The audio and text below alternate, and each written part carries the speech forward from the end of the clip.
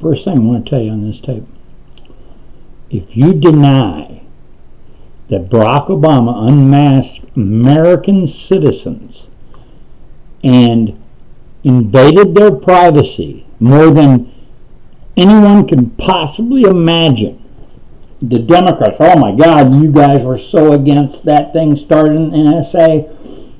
And you fought against that, you fought against that, you fought against that. That's even after the World Trade Centers came down. You guys fought so much. But you know what? When Obama got into office, he went, I kind of like this thing. I can record Angela Merkel. I can record Britain's Prime Minister. I can record French's President. That's pretty cool. I can know what they're all thinking before I talk to them. Before I put the screws to them, as Richard Daley would have done. He'd have gotten the information and he'd have used it to get what he wanted. That's the way shit works. You know, blackmail, strong arm, same kind of thing. But two things that I have that really started to bother me, and I've looked into them more, and I've looked into them more, and I've looked into more research. I believe, this is just me, this is what I believe. I believe that both Barack Obama elections were thrown by the Republican candidate. I think John McCain's been connected to Barack Obama that long, Hillary Clinton, all of them. I really do. I think it goes back that far easily. Okay? So, if you think John McCain, who threw Sarah Palin under the bus so many times, and her family, what a cruel thing to do. There's nothing wrong with that lady. She lives in a totally different world than we live in Alaska.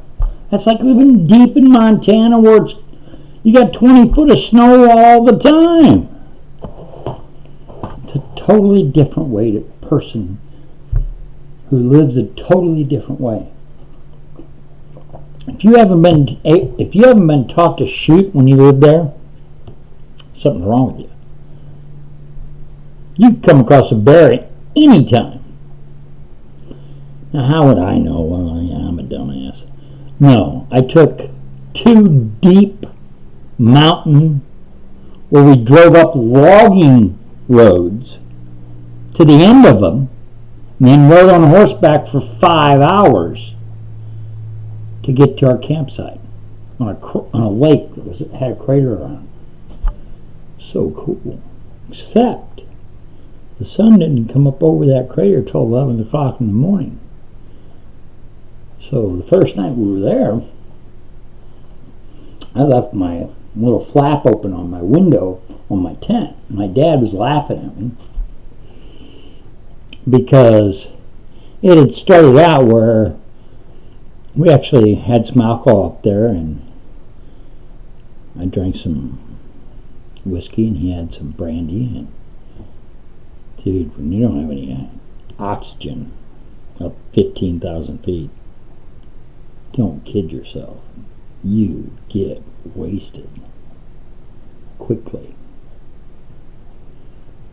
Well, what he was laughing at me so much about was that I told him, I said, Dad, I can't get in this sleeping bag all the way.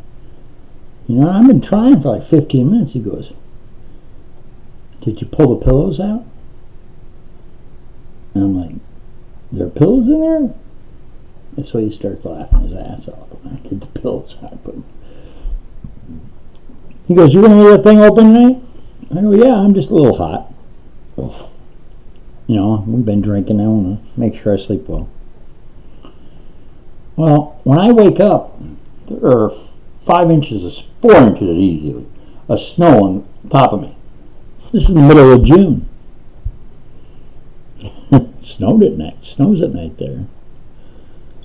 My dad got up with the worst hangover that I've ever seen him have. He crawled to the lake, and he had to break a little bit of ice that had formed on the top of the lake to splash cold water on his face. Then we had to ride horses for 3 hours that day. That had to be the worst hangover in history. Okay, and talk about feeling bad. That feels bad. So yeah, my camping wasn't as hard as just 2 people going up in the mountains.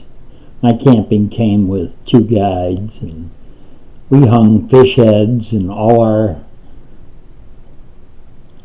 disposable food that we weren't eating on hooks so the bears could grab those at night instead of coming in at our camp. And these guides knew what they were doing. They carried 45 on their hip, and they had rifles. And I always remember I was trying to catch this trout. It was a good-sized trout. I mean, it's big. It was this little bitty stream. Clear water, as clear as you could possibly imagine. And I kept hitting this trout right on its nose with my bait and my hook because I could see it. And this guide walks up and he goes, "How long have you been doing that?" I said, "About 20 minutes. He pulls out his 45, boom, shoots it into the water, stuns the fish floats right to the... He goes, "You want that fish?" I go, "That's an easy way to fish. I ain't never tried that. I've tried M80s before and got a lot of fish to come to the surface, but I ain't never tried a gun." But that fish came right to the top. So, got to live in those areas, and you got to live in a different way. And there's nothing wrong with people that live in those areas. That's just how they had to learn. So, Mitt Romney, if you don't look back on his election, 3 to 4 weeks before the election, he disappeared. He was gone. Nobody knew where he was. Something's wrong there. Because now the Democrats want him to run for the Senate space that Jason Chaffetz is going to give up, I think. I think that's the one they want him to run for in Utah. Mitt Romney. They want him to run as a Democrat. You think maybe he was connected to him beforehand?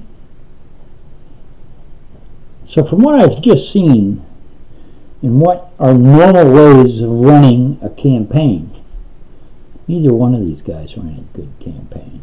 They ran the worst campaigns that I have seen. I'm not that old, I'm 58, but I have seen Walter Mondale, my God. There were some really bad. Bob Dole. There were some really guys that I just thought ran the stupidest elections in the world. But I truly believe that Barack Obama won because that's what everybody wanted to happen.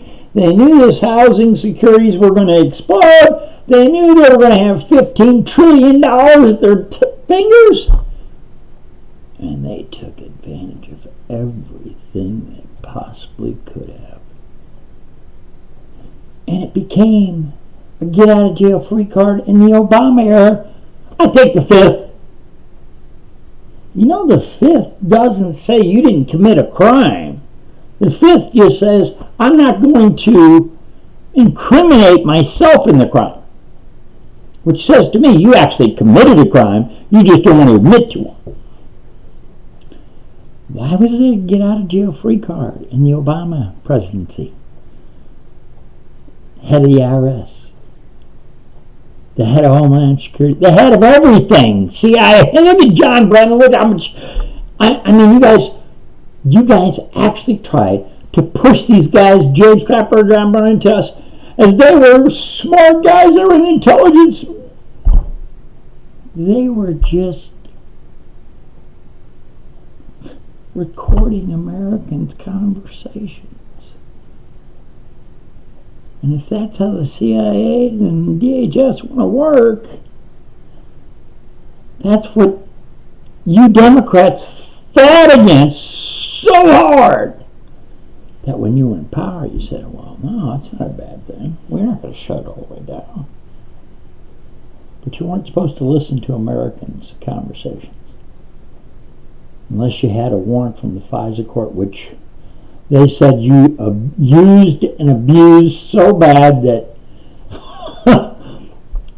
I think they have, 1,000-page report out, okay?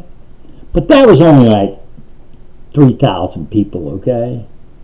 But the British intelligence agents that he brought in to work when the other British people weren't, they were all timed, okay? So they knew when, and these guys that they hired, they'd been seen many times there. So they were unmasking tens of millions of Americans. And why do you think Barack Obama has his Democratic Party still clicking their heels and snapping to attention and giving him the salute? Come on. Democratic Party should fall apart. You're lying like you did, you've done it so many times.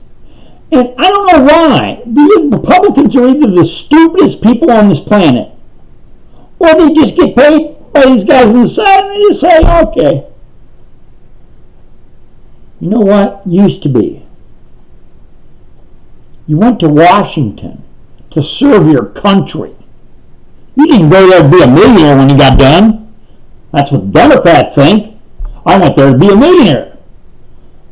No. You were going to have to live in two different places, and you weren't going to get paid that much money. So it was going to be tough on you. So that's why you got those good bennies. Because you were going to serve your country with honor. Which you guys have no clue what that word means. Okay? And I bet you so many of these Democrats have sold their souls to the devil. My opinion. I believe in God and the devil. And I think these people that have continually lied and stolen from us and made the middle class gone, now we're poor and poorer. That's it. So they did a damn good job. So I'm so tired of Republicans bending over and taking it. I don't get it. We're not all stupid. But there must be just so much money that's involved that the people that are there just can't help it, put their hands on it.